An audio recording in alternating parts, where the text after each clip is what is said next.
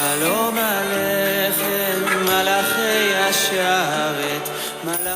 Shabbat Shalom from our congregation Bet Tefillah here in beautiful Scottsdale, Arizona.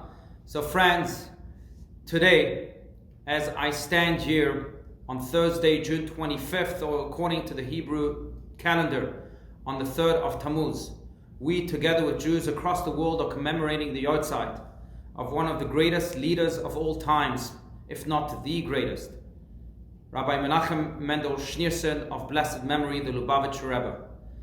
I had the immense privilege of meeting the Rebbe several times as a child. These meetings set my soul ablaze. They've been etched in the chambers of my heart, and they continue to inspire me and my every action each and every day. My friends, today I'd like to focus just on two stories that perhaps share a glimpse to the soul of the Rebbe, to his grand vision, to his Weltanschauung, to the way he taught us to live and to act. The first story is a story that I heard from a man by the name of Meshulam Weiss. Meshulam Weiss married his lovely bride many years ago. Together they had 17 children. But just before they married, they went to the Lubavitcher Rebbe for a private audience to receive his blessing.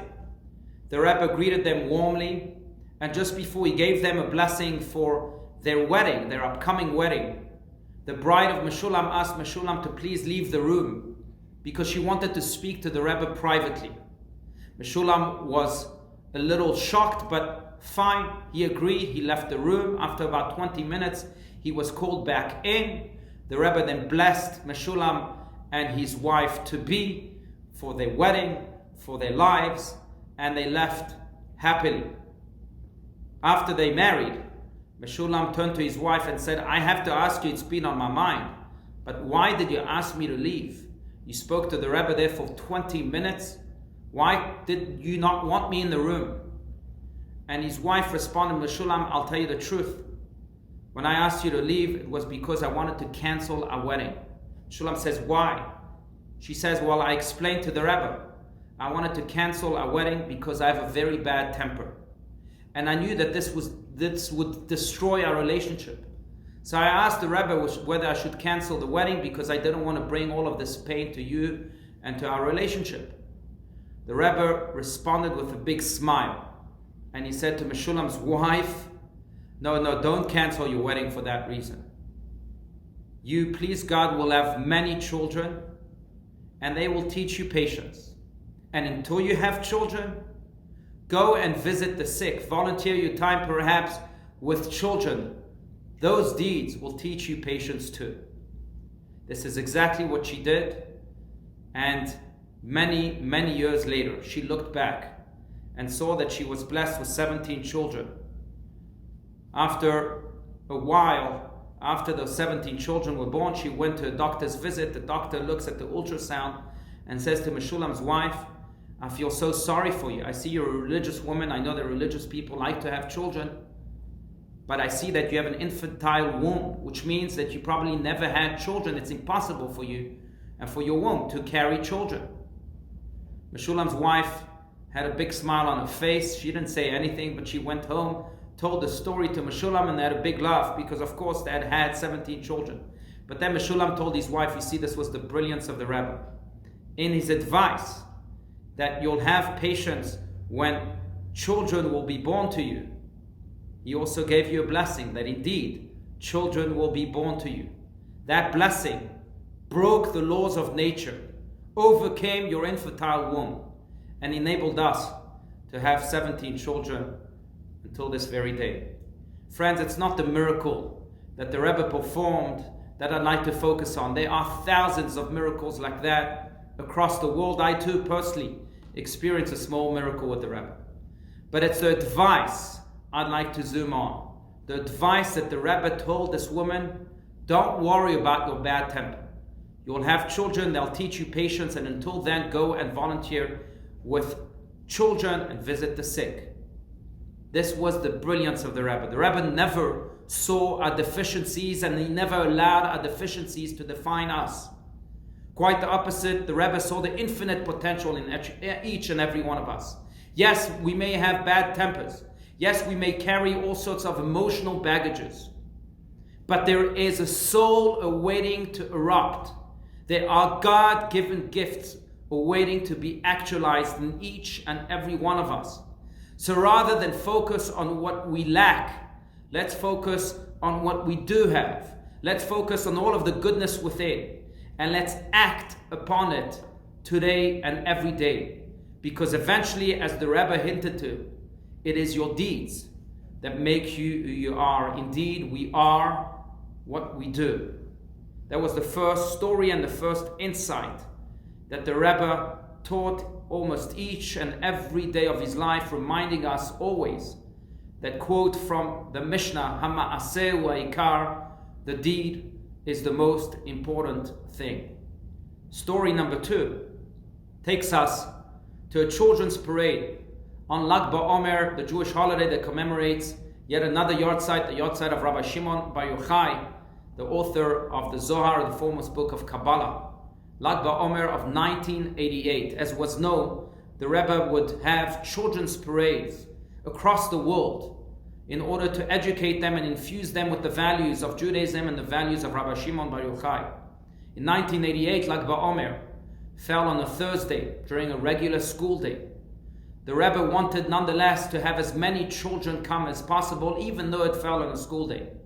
So he ordered that parade on that year in 1988 should have a carnival with as many attractions as possible. And indeed, in 1998, the Lag BaOmer parade in New York, by the Rebbe's headquarters in 770 Eastern Parkway in Brooklyn, had a Ferris wheel, a carousel, many other attractions and games that brought thousands upon thousands of children and increased the number of children instead of decreasing it, even though, again, Lag BaOmer had fallen then in 1988 on a school day. After a few days, the Rebbe received a letter from someone that perhaps disliked him for whatever reason. That someone writes to the letter, I think this is a shanda, that you spent $70,000 on a carnival in during Lag BaOmer this year, when I could think of so many other ways to spend $70,000 that I think would be more beneficial. The Rebbe responded as follows. Look, he told this man, during the carnival, there's a child that I know personally who went onto this Ferris wheel, and when he reached the top, the Ferris wheel froze. This pure innocent child thought that that's it. His life has come to an end. And he started to shout, Shema Yisrael, Hashem Elokeinu, Hashem Echad, that paramount Jewish verse, with all his heart, out of fear. Maybe he will die now that he's stuck up there on the top of the Ferris wheel. And the Rebbe responded again to this man, for that cry of Shema Yisrael that emanated from a pure Jewish soul, the $70,000 were all worth it. By the way, this child was Ari Halberstam, who on March 1st, 1994, as he was escorting the Rebbe who had suffered 2 strokes from the hospital back to his office, he was shot, Ari Halberstam, by an evil terrorist, and he died a few years later in the hospital. My friends, this was the vision, the way of life, the perspective of living that the Rebbe infused in each and every one of us. Maybe one Shema Yisrael, one mitzvah that we do with all our heart is worth $70,000 and so much more. So to collect those 2 stories together and to draw from them lessons going forward, I encourage you, my friend, in honor and in connection with the Rebbe that we are continuing to celebrate today more than ever, let us take upon ourselves more and more good deeds, more and more mitzvahs, because as he hinted to the wife of Meshulam Weiss, you are what you do. And as we perform these mitzvahs, let us do them with all our heart, with all of our passion, with all of our joy, with all of our life, with all of our Shema Yisrael. This, the Rebbe believed, will change the world. Because when one individual takes one step forward, as passionate as it may be, it creates, yes, a little movement, a little change in our world.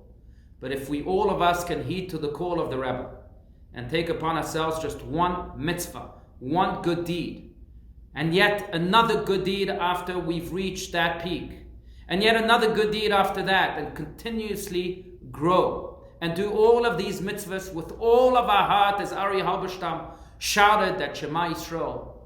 If we can all do that together, all take that step forward firmly and passionately together, then as Rabbi Steinsaltz likes to say, the world will shake. And when the world shakes, God will have to heed our cry, heed to our shaking of the world, and bring about His ultimate redemption. May it happen speedily. Amen ve'amen. Shabbat Shalom. Shalom Aleichem, Malachei Yahrzeit, Malachei